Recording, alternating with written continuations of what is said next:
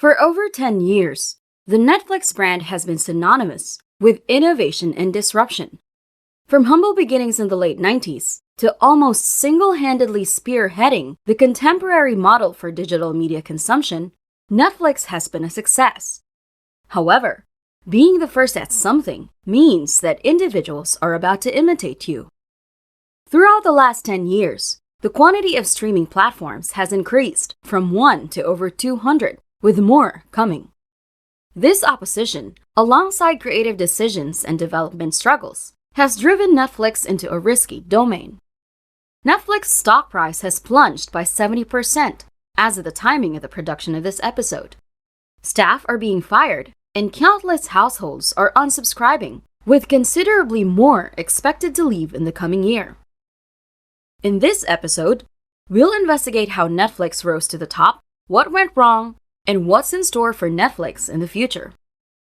Welcome to Bulls and Bears. If you're new to the channel, hit the like button and subscribe if you enjoy our content.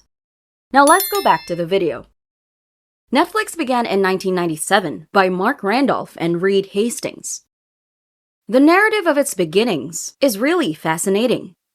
One day, Reed Hastings became irritated when he got charged $40 by Blockbuster for returning a VHS tape late. Being a mathematician, computer scientist, and entrepreneur, he believed he could develop a better way. Later, while Reed was carpooling with Mark, the two of them were appreciating the achievement of Amazon. They talked about their own thoughts on shipping things over the emerging web. They believed that VHS tapes were excessively delicate and costly, so they chose DVDs that were brand new at the time. After a little trial of transporting DVDs to themselves, they chose to go for the idea, and at that time, Netflix was born, and the organization developed rapidly. Strangely, Netflix approached Blockbuster in 2000 with a $50 million deal, thinking it was a joke. Blockbuster laughed at both Mark and Reed as they left the office. Blockbuster chief John Antioco believed that the entire dot-com thing was overhyped. Unfazed, Netflix kept on growing. In 2007, Netflix turned to online streaming as high-speed internet became more typical. This ended up being the ideal move, and things truly took off for the organization. We should recall that in the late 2000s into the early 2010s, the streaming platform model for consuming TV and movies at home was viewed as progressive, and at the very front of this revolution was Netflix. With a long early advantage, they were the first and only significantly successful platform for streaming network programs and movies from a massive range of studios. There was an adequate number of quality content that consumers were glad to pay for the service. $8 each month for Netflix versus $50 every month for cable was an incredible deal at the time. It really felt like another era of media consumption. The Netflix model was very successful. It changed consumer perceptions. Free-to-air content with advertising became unbearable. Bloated paid television organizations that once held a monopoly appeared to be obsolete. In comparison, Netflix continued growing and wasted no time spreading its wings. By 2010, it was accessible in the US, Canada, Latin America, and the Caribbean. By 2012, it had advanced toward the UK and Australia. Original content soon followed with very successful shows, like 2013's Orange is the New Black, House of Cards, Black Mirror, and later, Stranger Things. It really can't be put into words how exciting this time was for customers, especially those outside the US. Netflix was a smooth product, unparalleled. It is a remarkable example of success, particularly when you consider that Blockbuster was once Netflix's main rival. Where one organization embraced a change and led a movement of disruption, the other neglected to adapt. Before long, Blockbuster was bankrupt, and Netflix became one of the most profitable organizations on Earth, peaking at a valuation of $306 billion. You can't innovate and find true success for long before others observe your idea. By the late 2010s, this is precisely what began to occur. In the beginning, the opposition was from similar new businesses, but after a while, the mega corporations chose to toss their hat in the ring. Over the past few years, businesses with apparently endless funds have begun carrying out their own streaming services. For $5 per month, Apple TV Plus centers around premium content. Likewise, for $5 every month, NBC Universal's Peacock removed numerous US sitcoms from Netflix. For $15 each month, HBO delivered HBO Max and blew critics away with new shows like Succession. Furthermore, the greatest of all, the overbearing IP beast that is Disney, launched their own special Disney Plus, which removed all the remaining nostalgia from Netflix, as well as added unique content from the Marvel IP and other network programs and movies. It was $12 every month for all of that. For context, a standard Netflix account is presently pushing $16 each month, making it perhaps one of the most expensive options. Through this additional rivalry, Netflix was still actually number one and was available for a few major successes because of a massive event that was to emerge from China. During the beginning stages of the pandemic, Netflix enjoyed a huge lift in subscribers, alongside most other platforms despite its opposition. Individuals were stuck at home, and there was a time when everybody was discussing Tiger King. Netflix acquired a huge number of subscribers in 2020 and into 2021, and they became known as the king of stay-at-home stocks, a classification which saw huge investment. Even halfway through 2021, Netflix was still acquiring subscribers, but this would all change. As vaccines were carried out and the pandemic faded, customers were no longer homebound, and Netflix had an issue. Consumers spent over a year testing everything that each service brought to the table, and now they were well informed to choose which ones they needed to keep and which ones they needed to get rid of.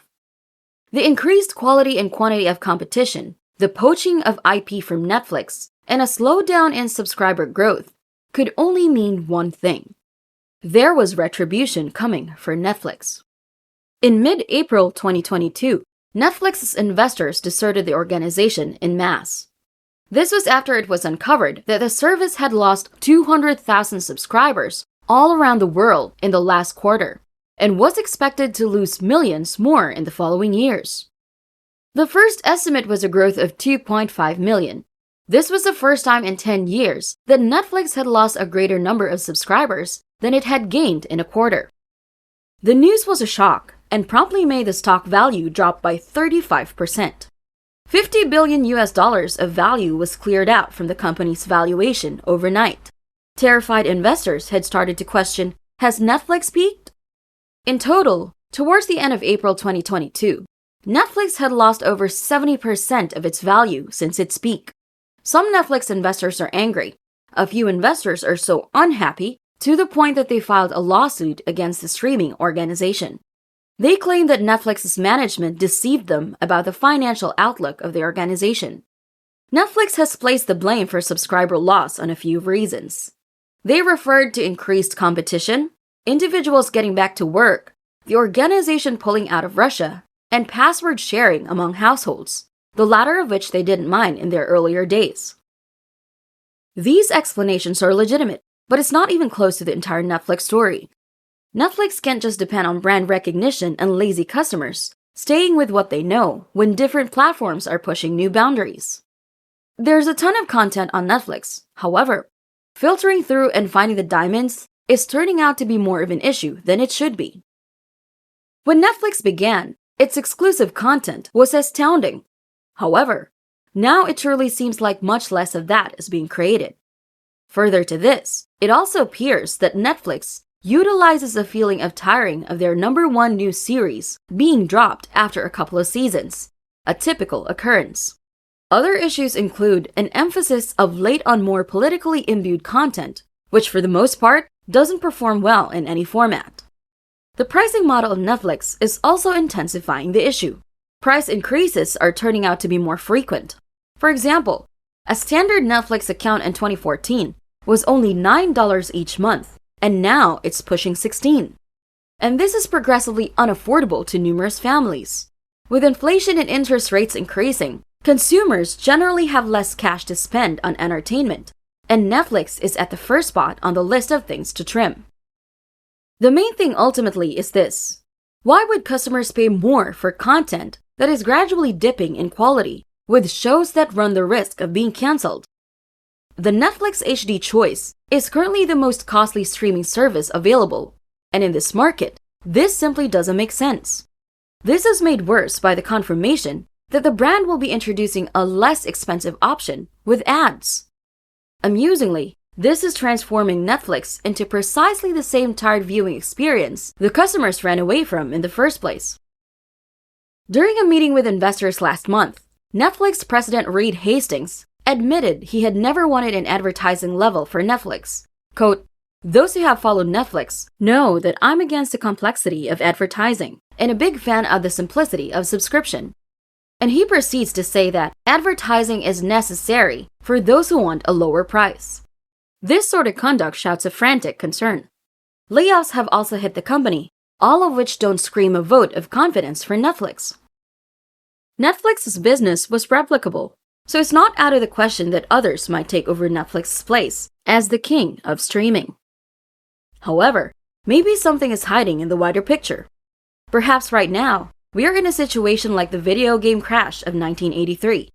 We are in for a streaming crash. Perhaps there are simply a lot of choices spreading customers too thin and creating a market that is saturated and can't be supported. With the horrendous failure of CNN's streaming platform, we could be amidst a streaming bubble right now and simply not know it. Eventually, we need to watch out for what comes next. In expressing this, there's a high chance that Netflix has simply just had its time in the sun. It's arrived at its pinnacle of profitability, and any new changes to increase it will bring about more subscriber shedding. In any event, it will require some time to play out. Perhaps soon, in an unexpected turn, we may be discussing Netflix along the same lines as Blockbuster. So what's next? Will Netflix adjust and survive? Or will another organization ascend to turn into the king of streaming? Let me know in the comments below. If you enjoyed this video, hit that subscribe button, click on the notification bell to be updated on our new content, and don't forget to give us a like if you want more videos similar to this one. See you next time!